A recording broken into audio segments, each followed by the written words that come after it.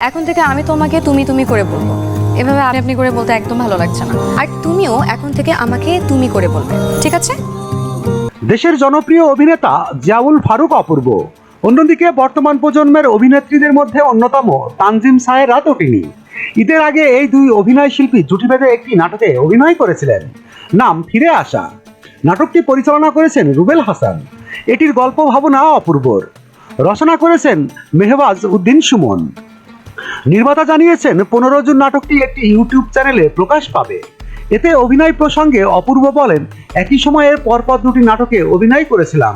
দুটি নাটকে মূলত দর্শকদের যেন ভালো লাগে সেই ভাবনা থেকে গল্প নিয়ে ভাবা। পুরো ইউনিট অনেক শ্রম দিয়েছে, আর আমার শতভাগ চেষ্টা তো থাকেই সব সময়। তটিনী আগের চেয়ে অনেক ইমপ্রুভ করেছে। একটি কাজ তো এরই মধ্যে অনেক সাড়া ফেলেছে। আশা করছি ফিরে আসা দর্শকদের মধ্যেও সাড়া ফেলবে। তটিনী বলেন, অপূর্ব ভাইয়া খুবই সাপোর্টিভ মানুষ। তার সঙ্গে অভিনয় করলে অভিনয়ের স্কুলিংটা খুবই ভালো হয়।